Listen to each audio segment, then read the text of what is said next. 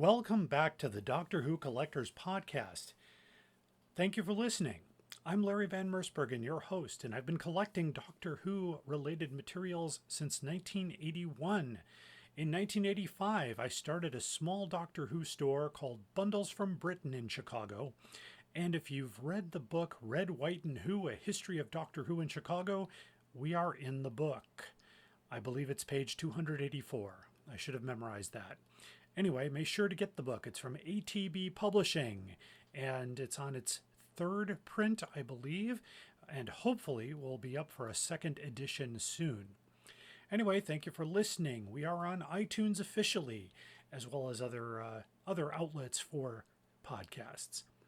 I want to start off by just making a few comments about what I call overvaluation of Doctor Who collectibles. I've noticed this lately, especially in Facebook groups and on eBay. Someone had actually had a copy of the Day of the Daleks in hardcover, said it was in pretty good condition, not a library edition, and so I thought, okay, roughly, $70 US, $35 British, and he came back and said he wanted 200 pounds sterling, and I said, well, I'm going to walk away because that's way overvalued. By the way, that book in 1985 cost about $12 retail, wholesale $6.12. So I don't think it went up to $300. It's not that rare. It's not that scarce. So please be reasonable when you sell your products. And also, not every book is worth six figures.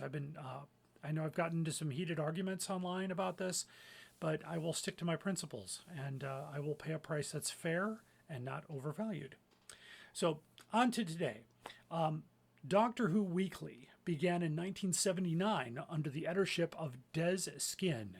Skin was editorial director of Marvel Comics UK division and had been hired to expand the company. And he'd been trying to launch a Doctor Who title alongside his House of Hammer and Starburst for over 3 years. And Doctor Who has been featured in both of those other magazines. Could not get a BBC license because every single page Doctor Who script, by the way, the strips are in TV comic, so that was a problem. So he made the announcement at a 1975 Doctor Who convention in August, which I'm unable to find out the exact one, so if you know what it is, let me know. August 1979, and a promotional tour which included the 79 Worldcon convention at Brighton alongside Tom Baker. Doctor Who Weekly was first released on the 17th of October 1979, published by Marvel Comics Limited on a Thursday, with a cover price of 12 pence.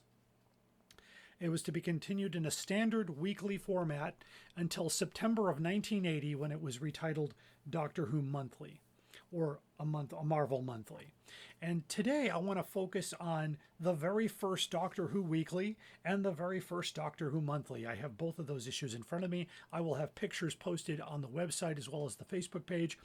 But Doctor Who Weekly, the first one has Tom Baker with a Dalek on the front cover. Fantastic first issue, prize-winning competition inside, free transfers. Now that's important. A mint copy of the Doctor Who Weekly will include the free transfers that are actually attached by tape to the front cover. On my edition, it is in near mint condition, and the tape is starting to yellow from age. The transfers are fully intact and have not been rubbed or messed with in any way. For a while, you could actually get the extra transfers. I don't believe that's there. Plus, 2 color panoramas inside. So if the posters are still intact, that will add to it. So let me walk you through the magazine. It's by Marvel Comics, believe it or not. And of course, Marvel also put Doctor Who in the Marvel Premiere series of comic books. There was 4 issues there. Also, I will talk about those in a future episode. But anyway, it starts off the inside front cover, a very colorful comic. Things looked bad for me after the TARDIS materialized on board a Vorgan space platform, and this was from the Doctor's Journal, entry 2481. And it starts off with the comic strip in black and white, Doctor Who and the Iron Legion. So we start off with comics, and this comic was reprinted later by Marvel Comics, and that takes up the first few pages of the weekly. And then right on the next page is a letter from the doctor. It's a letter from Tom Baker. Dear all, stop by the nearest post office on Ganymede to drop you a line of two. I won't read the whole thing, but you could write them back at Who Cares, and Who Cares was I believe that was part of the Doctor Who Weekly at Marvel Comics, and they actually had other items that they had for sale. There were pins that you could get and things like that, and I'm still looking for some of those. So if you know about that, let me know. And then the next article is Day of the Daleks, which is a feature by Aldrich and G. Blows. I'm not making that up. So there's an article about the Daleks and various Dalek stories, including the first Dalek story, Genesis, Invasion of Earth, Day of the Daleks, Evil of the Daleks. And then another comic strip, Tales from the TARDIS, featuring War of the Worlds by H.G. Wells. So that takes up another few pages. And then there's another letter. Actually, there's an ad here for the Star Wars Weekly and Starburst, which are also published by Marvel. And by the way, I'm recording this very close to Star Wars time here. We're coming up. May the 4th is coming up real soon. And so may the 4th be with you. And hello to all the Star Wars fans out there. I love the Star Wars movies as well. I do not collect Star Wars memorabilia. That's another expert's idea. So if you're an expert on Star Wars memorabilia, maybe it's time you started a podcast. So back that, there's another letter from the doctor. In the middle, sorry to interrupt this magazine, but I wanted to say a few things. And then in the middle here, the story of Doctor Who from the beginning. It all started 16 years ago, if you can believe it. That's when it started. An educational historical drama from the BBC, the 4-part story on Unearthly Child. There are pictures of William Hartnell, Patrick Troughton, John Pertwee. And these pages are in pretty good shape. And then the contest was a crazy caption contest. And I remember this really well when I was younger. I bought this issue in 1986 at a local comic book store. They had a few of these, and I kept it in nice shape all this time. But it's a photograph of monsters lined up above behind Tom Baker for immigrant visas. And so I don't remember. In the next issue, they show I should have opened up number 2 to tell you the answer, but that's okay. You'll have to get number 2 to find out what it is. And you could win. I'm not sure what the prize was here. It doesn't really say what the prize is. And they'll just basically put your name in the magazine. And then there's an ad here for stamps and footballer collectible gum wrappers. And then a Doctor Who photo file. Entry number 1, William Hartnell, to the memory of whom the first issue is respectfully dedicated, which is really kind. He died just a few years before, and on April the 22nd, 1975. We're coming up on that anniversary very soon. Played the Doctor from 63 to 66. And then, of course, a very popular comic, The Return of the Daleks, to finish off the magazine. And then another entry from the Doctor's diary and the inside back cover. And the back cover is an ad for Mr. Bellamy, Amazing Licorice Novelties. So it's not a long magazine, but it's the first of many, very collectible. I place a value on a mint condition copy. That means no creases, all panoramas are included, and the transfers are on the front cover and everything is in good shape. I'd say anywhere from $50 to $60. In good condition with the transfers, maybe with a little bit of wear on the edge, about $35 to $40. I wouldn't pay any more than that for an issue of Doctor Who Weekly. By the time they got to the 44th, now running a weekly magazine can be very stressful and very expensive. So I imagine that the editors were going, we got to move this to a monthly magazine. So the first Doctor Who monthly was in October, it's September 1980 on issue number 44, a Marvel monthly. It says at the top, first great monthly issue. Of course, Tom Baker on the front cover. Sorry, Milton had to say hello. That's my cat. And the picture on the front is of the invasion of time, the Sontarans attack, and of course, Doctor Who faces the Dominators, with a new star profile begins inside. So let me walk you through the monthly issue. On the inside front cover is a pinup of Patrick Troughton. You're also, when the magazine came out, you're probably very tempted to, take apart your magazine to hang up your pinups. Fortunately, that was not what I did, so I kept them pretty much the same. So the magazine is intact. So this is issue number 44, another small letter from the Doctor. Welcome to a great new monthly Doctor Who magazine. Of course, after this, it became Doctor Who Monthly. And I'll just say for the folks out there, the first issue that I purchased was issue number 72. It had Peter Davison on the front cover. And when I bought that, we didn't know about Peter Davison in this country. We were still watching Tom Baker episodes, so it was exciting to me to see, wow, there's going to be another Doctor after this, because I remember seeing John Pertwee and Tom Baker, and then there was going to be one more. So that was exciting. And Peter Davison was kind enough to sign my copy, so it's even more special. So the special features, they're featuring The Dominators, story from Patrick Troughton and the Invasion of Time. Comic strips, including Dragon's Claw 4, The Star Tigers, and the regular features, The Gallifrey Guardian, Who Cares, The Star Profile, and the Unit Hotline and Fantastic Facts. So walking through that, we start with The Dragon's Claw, which is a comic in black and white. By the way, there was very little color in the magazines here. It's on newsprint. So very delicately turning the pages here. The next thing is Gallifrey Guardian, which is like a news piece here. So what was happening in this time in 1980? Masterpiece written during Crisis. Jacqueline Hill reappearing with the Fourth Doctor. The new title sequence, of course. Filming on Shada halted. We all know about that. We just saw the renewed Shada with animation. Doctor Who's roots revealed. Talking about how it started. And then Who Cares are letters from the readers. So that's the next section here. Wait, another fan. So it's actually, they're answered. It appears to be, the pictures indicate it's Tom Baker, but it's probably the staff at the magazine. So while writing to us, why not list your 2 favorite features about Doctor Who? And they actually still call it Doctor Who Weekly, by the way, in the magazine, because I think they just made the switch. The next page is a ad for Marvel Comics Presents. Some conventions that were coming up in England.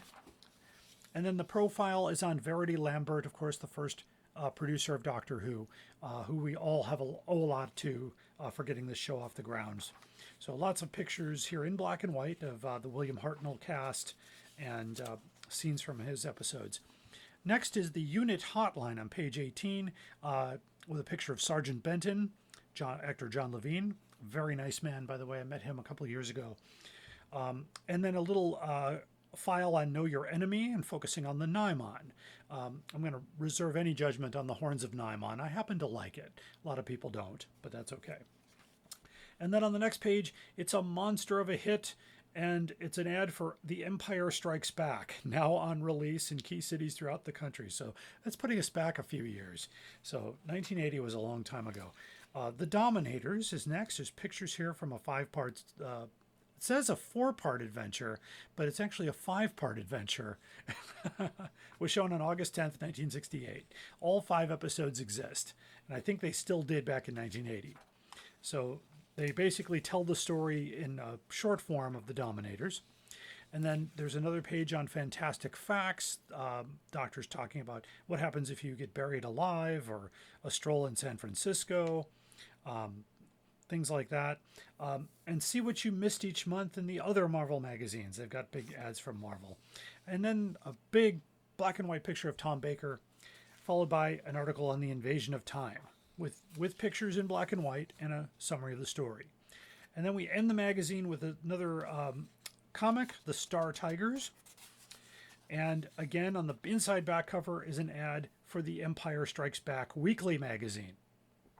Didn't know they had one. I forgot that this was in here. And then on the back cover is an ad for Starburst magazine. There were 2 issues of Starburst, I remember, that were really important. One featured John Pertwee, the other Tom Baker. So I would place the first Doctor Who monthly in mint condition. Mine is in near mint condition, just a little bit. There are no transfers. The magazine is pretty crisp. The color is good. There were no tape marks, no pencil marks or pen marks on the issue. Nobody wrote a price on it. And I would place the value anywhere between $15 and $20. I would pay no more than $20 for a a near mint copy, mint condition, crisp, brand new, kind of rare. I would say $30 to $35. Just keep that in mind. That's my opinion, by the way, and you're free to disagree. Set your own price. If you can get $1,000 for this and you're willing to pay $1,000 for this, go for it. Because anything really is worth what somebody's willing to pay for it. Coming up in our next segment, we're going to talk about Fantasy Empire and an interview with its editor, author John Peel. Hello again, and welcome to the next segment of the Doctor Who Collectors Podcast. I'm going to talk about a magazine called Fantasy Empire. Fantasy Empire was started in, looks like September of 1981 and was published by New Media Publishing Incorporated. It was the first issue featured the 5 Doctors on the front cover, includes the new Doctor Who news and photos, the complete Doctor Who season guide, the first ever published, and I'll talk about that a little bit later, Judge Dredd plus the Hitchhiker's Guide to the Galaxy. I also have at the end of this segment an interview with the British correspondent, later editor, John Peel. Also, you might recognize the name from Doctor Who novels. He did all the Terry Nation Dalek stories, and we'll talk to him a little bit later on. That's a pre-recorded interview. Anyway, to walk through the magazine had a cover price of $1.95, 95p in the UK. It was published in the United States in, looks like Mentor, Ohio. So this was a American magazine to kind of draw attention to British media. So just kind of walking through the cover itself, it's on newsprint paper, by the way, so easily yellowed with age. This is the issue that I'm looking at here is the same issue I bought back in 1982. So it was at the same comic book store that I bought the first Target book and the first Doctor Who Monthly. So anyway, just walking through the magazine, it starts off with ads for other new media publications, Comics Magazine, Comics Feature, and then there's an opening article here by the editor at the time, Maggie Thompson, and we'll learn more about her. She was the first editor of this magazine. The next editor was Mr. John Peel. And then basically it goes through the whole Enterprise Incidents, which was another magazine from New Media that was about Star Trek. And my favorite section here is a place called Bundles from Britain, which was the news from England. Now, this is where I got my inspiration to name my Doctor Who store, because I thought it was a great title. And so I actually got this inspiration from Fantasy Empire to call my shop Bundles from Britain. And it was basically a pretty cool article here about stuff that was going on, including the at the time, the National Public Radio broadcast of Hitchhiker's Guide to the Galaxy. So that was a big thing too. The advertising rates for Fantasy Empire, a full page was $75 back in those days, and a half page was $40.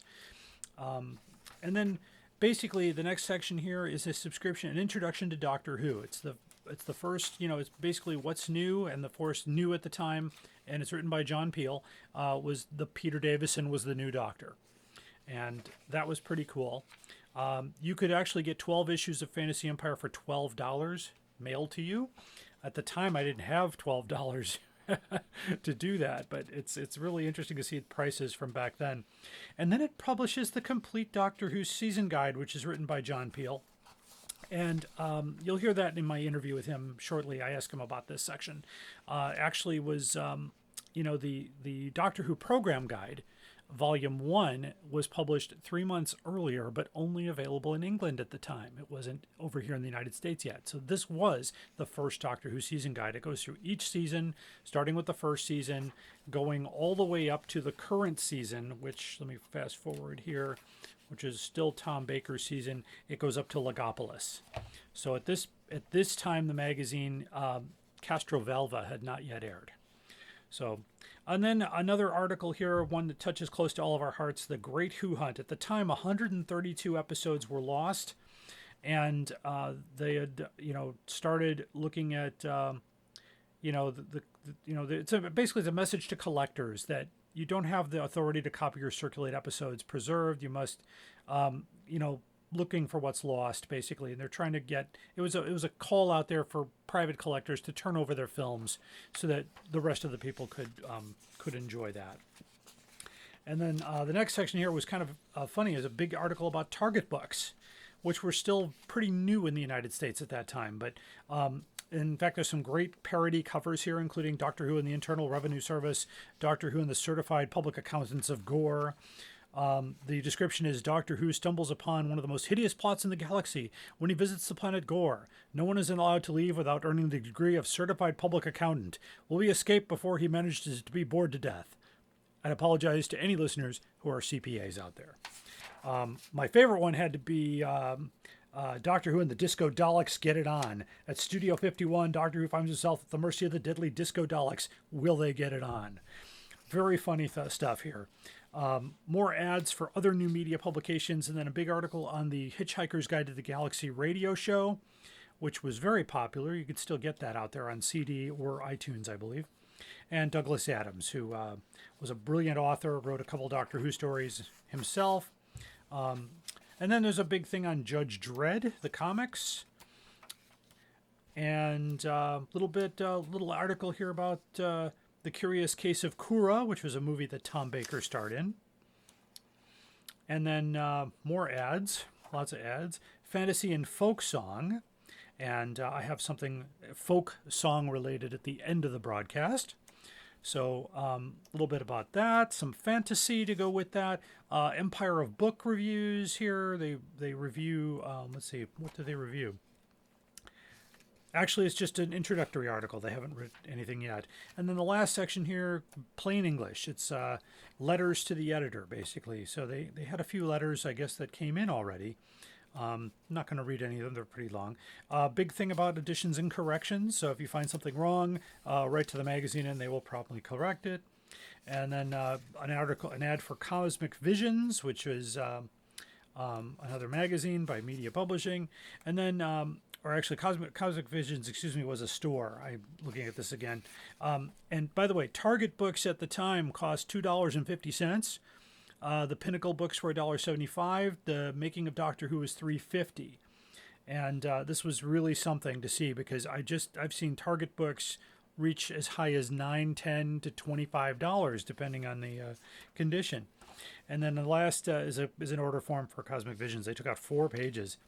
So that's Fantasy Empire. The magazine issue number 1, I have seen sell for as little as $25 and as much as $75, depending on the condition. So next, I have an interview with Fantasy Empire correspondent and editor, Mr. John Peel. This interview was pre-recorded, so hold on. My guest today is John Peel. John Peel is a writer from Nottingham, England, and attended the University of Nottingham. He writes in the genres of science fiction, horror, fantasy, and spy fiction. He mostly writes TV tie-in books based on science fiction series. Some of his books include Star Trek The Next Generation, Star Trek Deep Space Nine, James Bond Jr., Dragon Home, Where in the World is Carmen Sandiego, and Doctor Who. Most notably, one of the few authors to write Terry Nation's Dalek stories, including the Daleks' Master Plan. He was the British correspondent for Fantasy Empire magazine. Welcome to the Doctor Who Collectors Podcast, John. Thank you. I'm glad to be here. Thank you. Can you tell me, what was the inspiration for Fantasy Empire? Wasn't my idea, of course, but originally the concept was that British science fiction really was starting to get more popular in America around the 1980 period. Doctor Who obviously was starting to become broadcast, and the fans had discovered shows like Seven and so forth. And of course, shows like The Avengers had always been pretty popular and was still in syndication. And the publishers decided it was a good time to really do a magazine devoted specifically to English science fiction in the various media, mostly focusing on TV, but also covering the other media like print and movies. Yes, absolutely. And I do remember buying my first magazine in 1982, and I still have it. Ah, yes. I like that one. The first issue. It's the same one too. Right. So how long did the magazine run? Do you know? It ran about 3 years, I think, altogether, and it was doing quite well. It's just that the publishers decided they wanted to move into slightly different areas, Right. and that was why it eventually sort of wound down. But at the height, I mean, it was a pretty popular magazine, and we were doing quite well with it. I think I had a lot of people, a lot of my. I was living in New York. Right. Right. But I was originally born in England, so a lot of my friends from England were providing me with interviews and material like that I could use for the magazine. Fantastic. And did you work well with Maggie Thompson, the editor? Maggie was a delight. Really, really nice lady. Gently chiding me when I did things wrong. Really, she basically set the whole thing up for me. And when I came over to America, it was about the time she was offered a job, I think the Comic Buyer's Guide. And she suggested me as her replacement editor on Fantasy Empire.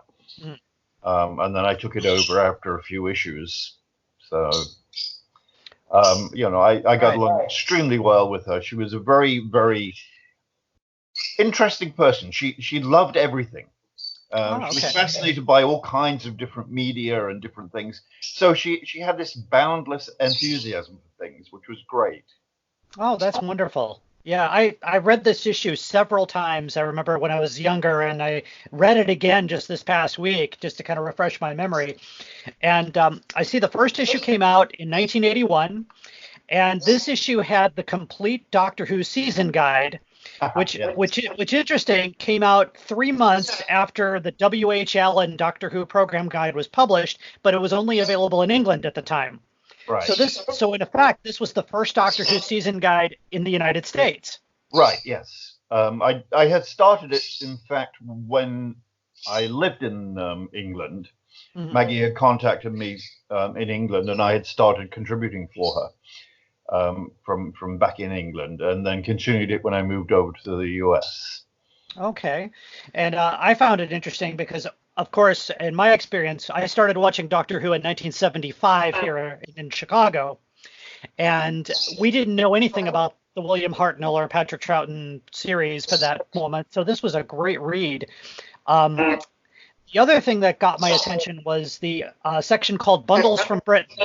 Right, yes. And I know my listeners are already aware of this, but in '85, I started a Doctor Who store called Bundles from Britain based on this magazine's inspiration. Okay. And that company lasted until 1989 and got folded into a company called Alien Entertainment. Right, yes. Which is still going on today. Yes, indeed. So, in fact, the last Chicago Doctor Who convention, this magazine was still for sale. Mm-hmm.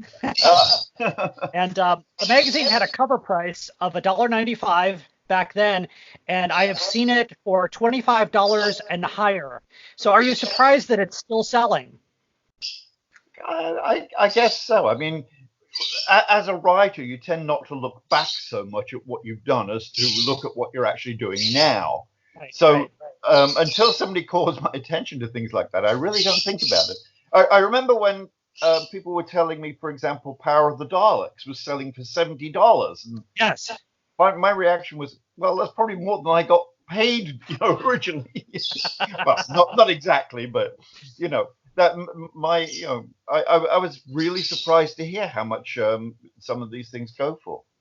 Yeah, the collector side, especially now, Doctor Who Target hardcover books are selling for over $600. Yeah. So they're and of course, when I was owning the store, the wholesale price was $6 for each book because the American distributor couldn't give them away here. Nobody was interested in them. So we were the only store to have them. And at TARDIS 22 back in 1985, we were the only dealer that had them. Right. So, so that was an interesting thing. What do you think the impact of the magazine was for the fandom of those TV shows? it's kind of hard for me to assess. The thing that constantly amazes me is people come up to me at conventions and will say, like, oh, I loved Fantasy Empire. And lots of people have done this, which is very pleasing. Because you do get a few letters, but letters are usually written by either the really avid fans, right, or else people who just want to be cranky. yes. So you don't really see what kind of an audience you have, and certainly as an editor, I mean, I had no idea what the sales figures were. That was nothing to do with me. That was all the production side. I just simply produced the material, if you like. So, I mean, I really had no idea what the sales figures were, and the publisher carefully didn't tell me, because I think he probably was afraid I'd ask for a raise or something. Well, I do know that I could not find the print run, but I could find today approximately of this first issue alone. There are about 15 copies out there in the various places of Amazon, eBay, ranging from $25 on up to $100, depending on the seller.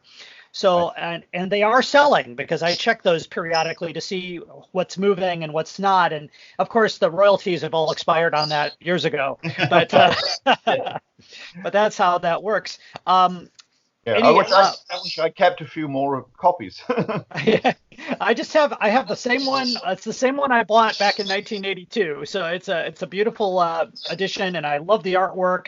The New Media Publishing company published the magazine, and I actually bought this at my local comic book store in Morton Grove, Illinois. They carried it along with Doctor Who magazine and Target, and so that's where I got inspired by that magazine. It was a wonderful read. I also recently just finished the audiobook of the Daleks' Master Plan, which I enjoyed tremendously. I was absolutely knocked out by those audiobooks the BBC produced. They were just amazingly good. Oh, yes, especially with the reading that alternated with Peter Purves and Jean Marsh, with the Nicholas Briggs voices, of course.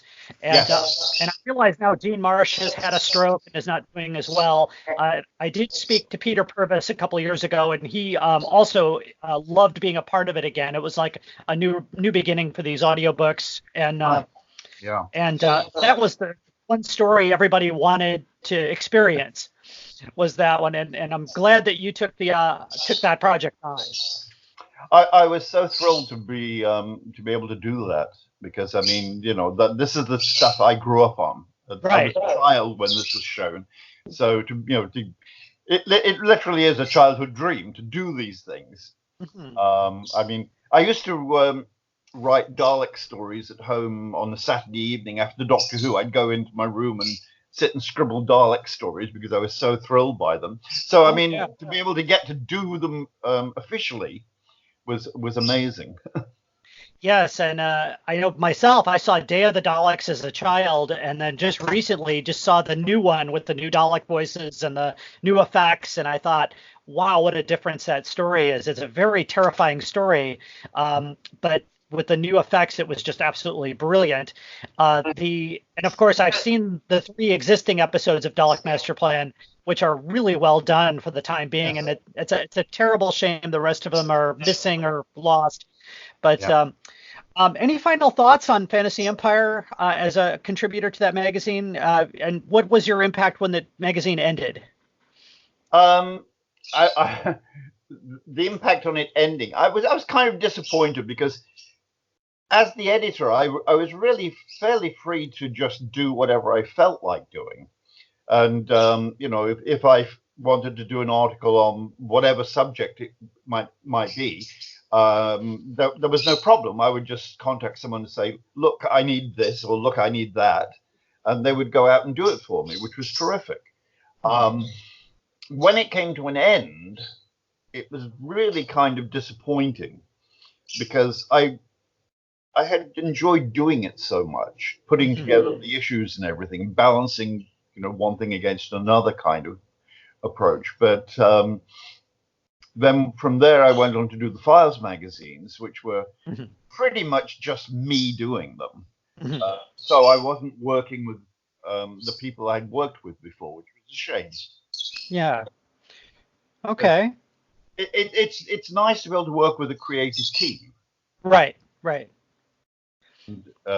They just, because new media switched focus on what they, that really came to an end. And it was a shame. I tried to reconstruct the concept several years later with something called, someone had created this thing called the British American Television Society, BATS. Oh, yes, yes.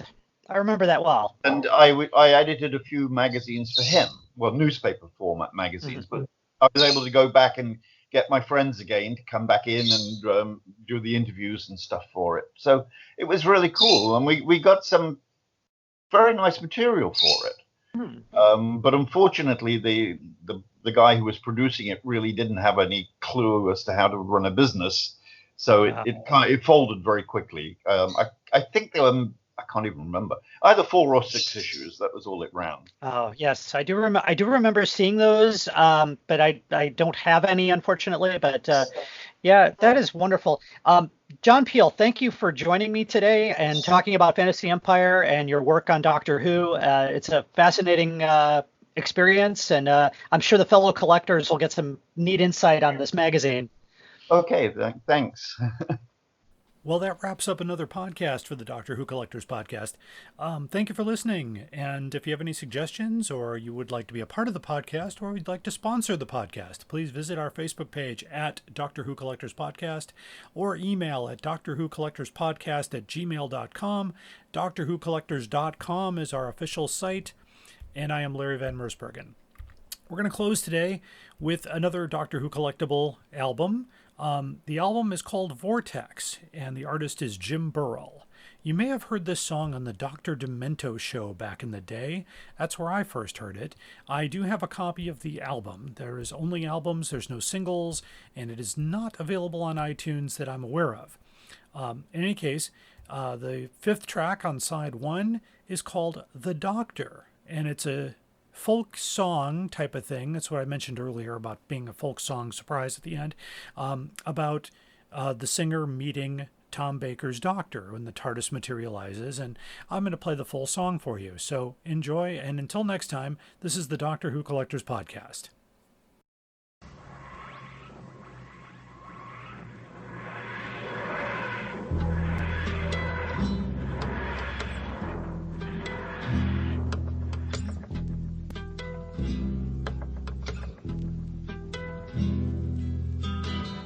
A tall blue box with a flashing light just appeared here, and from it stepped an odd-looking man. He said the world was in danger, then he asked me the year. I couldn't quite understand. He looked sane enough, well, maybe, with a floppy hat and a long multicolored scarf. He offered me a jelly baby, but his curly hair just made me laugh.